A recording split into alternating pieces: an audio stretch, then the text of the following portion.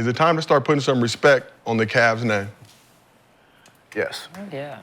Yes. You said that begrudgingly, Brandon. Like, No, because, I mean, what I say, Donovan Mitchell wasn't a number one option on the championship team, and he's proven it. I mean, he watches the show. Like, the team is well put together. Darius Garland, he's playing crazy. You know, Donovan Mitchell, he might not be having the numbers like an MVP, but his leadership and the way he got his team behind him, I mean, they're for real. Like, and if I'm the Bucks or whoever got to see the Cavs in the finals, you should be a little worried because they're for real. When y'all had y'all's point guard convo, did anybody mention Garland as the top point guard in the league right now? Is that what the list was? Right now? Active players at this moment in Adam Silver's. I mean, I would put him in that conversation. He's been like quietly just leading that team.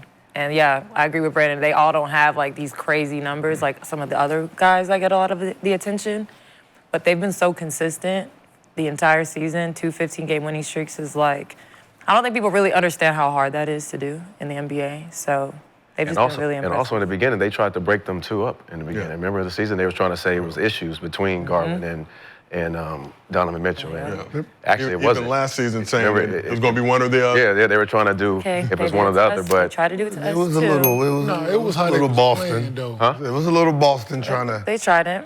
That's how they was playing. yeah, they tried it, but No, you know what's so funny? It's the old Cavs play. You remember when Kyrie was in his own, getting his own, then LeBron came. Okay. That's what happened here too. Oh, with Donovan. Garland was. Garland. Garland got his Donovan MVP. came. I mean, got his All-Star, and then Donovan comes and it kind of stunts him, right? So he's done a good job of still showing that he still, can put up numbers, and it really like stands out when you see Donovan out and then he leads, and then you're like, oh shit. He's like that. Motherfuckers like that. Yeah. You know what I mean? And then when he's out, Donovan is. So I think if they're gonna actually compete for a championship and actually try to get it, they're gonna both have to be dominant at the same time. They're not gonna be able to have a back seat and then rely on Mobley or Allen to actually take them over the top. It's gonna have to be them two doing majority of the damage and let the other two get in where they fit in. Yeah, that's the offense that they're running now. Like, JB is a good coach, but his offense is set up for one dominant ball. And Kenny Atkinson comes in, and coming from Golden State, what they running, we know who that guy is, but the other guy eat as well because the ball moves enough. So, to your point, yes. Like, they both gonna have to be who they are, which is what Steph and Clay was at one point, right? And then you add KD to that, and it's Steph and KD. The ball's still moving, but the other guy's still eating as well, while those guys are still averaging what they need to in order to get us over the top. So that's what this is. The ball is moving, it ain't sticking. They believe in the pass now. And winning is contagious. Do I believe in them? Don't know yet. It's the regular season. They playing very, very good basketball right now, not taking nothing from them. Let me see them get out the first round, like I keep saying, right? Get out the first round, let me see how it looks in the first round. You can get out the first round, and if you go 7 with an 8 seed, then it's like, right?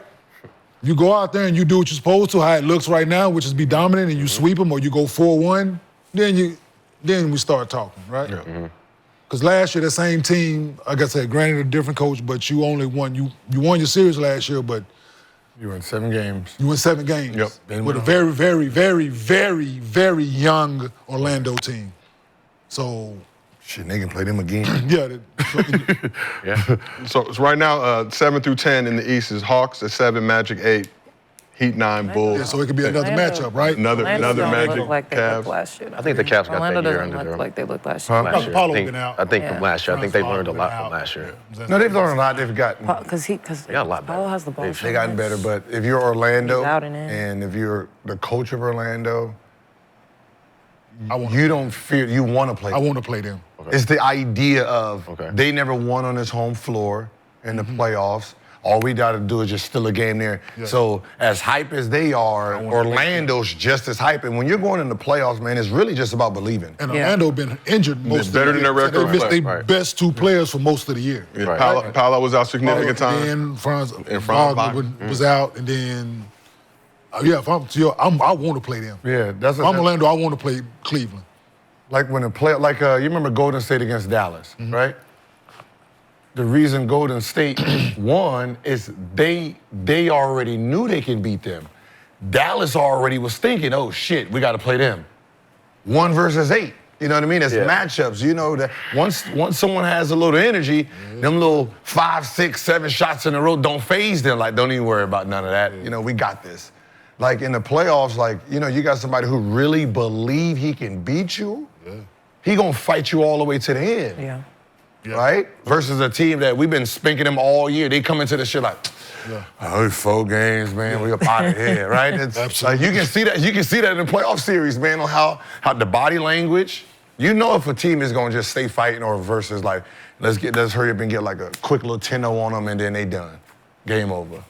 So we asked the chat, did the Cavs deserve more respect? 84% said yes. As we know, last season, Cavs beat the Magic in the first round. Took on the Celtics in the conference semis, got the gentleman's sweep. Do you believe this Cavs squad has enough to dethrone the Boston Celtics in the East? I think they have enough. I think they have all the pieces they need. It's just, will it all click at the same time? Will everybody be on the same page and understanding that, there's going to be games where Donovan Mitchell has to take over. There's going to be games where, the matchup is Garland has to take over. The big's going to have to take over. Like, it's round by round. It's, there's sacrifices. Yeah, depending on the plan. There's sacrifices that got to be making. Are you going to be smart enough to make it? How does that matchup look? What you like mean? with them, like who guards who? Like who does Donovan Mitchell guard? And when? If they match up, like what's the matchup? Like who's guarding Darius Garland? Drew. It'll be Drew and it'll be they're small guards. It's going to be the guard. Derek White out there. You put him on. Yeah, Derek White and Drew Holiday are out there. Okay. I ain't saying they bad player, but that's that's their matchups. And then probably Jaylen Brown when they get him to like the 4th, get Donovan.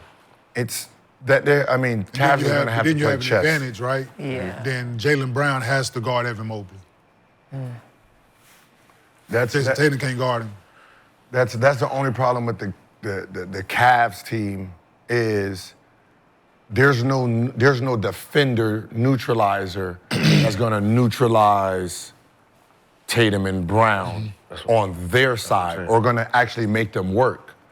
And that's going to be the only problem, right? You're talking about 7 series, like, hey, Brown, you guys, just pick the motherfuckers up full court, run them, turn them, run them, turn them, run them, turn them.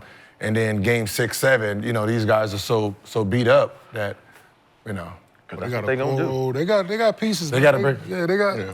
Then DeAndre Hunter. This is a series. He's gonna start. He's gonna have to start. He's gonna have to start. That's changed a lot. DeAndre Hunter. He's gonna have to start. If they play Boston, he's gonna have to start. I'm not even gonna play around with bringing him off the bench. Not at all. I'm not no playoff series.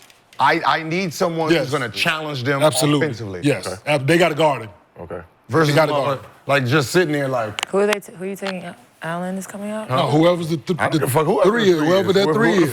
Whoever he is that play like. Was it Wade or whatever the other kid, or Coro, whoever? I'm taking whoever that 3-man is. Who y'all starting at the 3, Chuck? Yeah, he got to go. Matt's gonna have to come off. Matt's gonna have to come off the bench. He's gonna match up with. He's still a shooter. Match up with Pritchard. Match up with Pritchard. He's a shooter, right? Yeah. But that'll be fine absolutely. too. That is. Which is fine. No, but that makes it better. Like I just need when you're talking about playoffs, the one thing you don't want is you don't want their best player not doing nothing on defense. Okay. Right? I mean, he just, hey, get him, and then he got 100% energy on offense. Yeah, because we used to put J. Kidd on whoever else and let Carey guard the dominant, and hey, he helping off. But even with him, he can be guarding Gill. Mm-hmm. Why are you down here digging in the post, You're man? gonna dig. Like, go guard him. But you need that. That did. So the way Drew Holiday plays out there. Yeah. Right? Motherfucker everywhere. Yep. Right? No matter who he guard. And what's so funny is that'd be my game plan. My game plan is I will run plays that forces Drew Holiday to play his man. Yeah. Right? So I'm like, it's going to be, as soon as we dump it in, double screen off for what's his man to come off, like make him move because he's a net guy. Yeah. He don't, it's like, So he don't just care. put him in He's all the just- actions. No, they playing Utah the other day. They playing KJ and them. He guarding the 5. Yeah. He was guarding the 5 man, so he could Just do be everywhere. Yeah. I'm like, this shit is crazy. Like, I'm like, why is Drew down? When they threw it to him in the post time, I'm like, why? The next possession, I'm like, oh, he fucking guarded him. Yep. Right? So he wrong. He doing shit like he just mucking everything up. Just fucking their whole game plan up. Because he just in the middle, in the way. Just in the middle, in a way. Like that's what I said. Yeah. Like when you're talking about guys like that, like no one values a guy who prevents plays from being ran or stop them. You know what I mean? Like, so you got a muck guy who's very great at netting stuff. Right? You got the on ball, yeah, you're good on ball. But that net guy, the net guy is the one who stops me from driving. Right. Right? Like, I'm not worrying about this Prevents guy. that He's post-entry handicapped pass. to rules, right? Like, principle. Like, if I'm get below the free throw line, he has to push me baseline because that's where all. So I'm just gonna sit here, wait till that help guy go. Once the help guy go, I'm gonna take off because that net guy ain't paying attention. None of that. He's just sitting there roaming, searching, and those guys is like, goddamn, I gotta pass the ball. Like, We used to play Houston. Like, I got Chuck Hayes. yeah, see, yeah. What? No, dead ass. Dead serious. Hey, today is my day to what? Ooh, I don't have to guard the ball today, y'all. Hey, get to sit back this bitch and play traffic cop today. Like, No, people don't know that is the worst player on the. Traffic cop. That's the worst. That's the one who's stopping all. Like, yes. think about Luka. When they get go back to the clips. When they put that thing out, Luka played great defense, right? Now look at Luka's defense individually, then look at the goddamn wall they back there. Motherfuckers just sitting there, just. Take Luka. It's important. It's a strategy. Damn. Trying to run a pick and roll, like, no, you go there. Yeah. Hey, look, I'll tell you, hey, nope, corner. Corner. You hit. I'd sit back there, man, no, we ain't running them no more. Mr. Bean, I appreciated your guys' traffic copy. I just want you guys to Nah, that shit was I can see Kane on the. Hold on, nigga. Stay over there. Back door. Back door. Now, he used to say the back door, don't deny. Here- Come on. I got him. Yep. Reverse. Post up. Front him. I got him. Like, God damn, man. Hey, shit. Hey, why we running the place he knows? He knows them all. Oh, yeah. Shit. Because they had, so when they was Washington, so Eddie Jordan was assistant with us in Jersey, then he went there putting the same fucking offense. Yeah. No, Eddie, not tonight. Them other 78 games that y'all gonna play, you can run them plays. But these 4, you ain't gonna be able to run none of that shit. Because deny him, let him catch it right. Let him catch it. Back up. I wish Brent Hayward would flash up to the elbow. They running. Man, back up. let him catch. Let him catch it. Seriously, I'm telling you, let him catch it. Back up. They cutting through. They trying to throw the ball there. Don't let it go. Make him shoot it. He not gonna shoot the jump shot. Now they at motherfucking like 6. Yep. Especially when you just learning it. Yes. It's bad. Now you're supposed to go all the way through. Yes, you tell him. Yes, that part. Right? Horrible. Yeah. Hey, you know you're on the wrong side, right? Yep. You know you on the So get that. On the He wrong done side. ran chin and ran through the wrong side. I wait. Hey, man, you know you're on the wrong side, right? Now you didn't fuck the whole play up. All right, let's keep this thing moving. Thanks to Mando.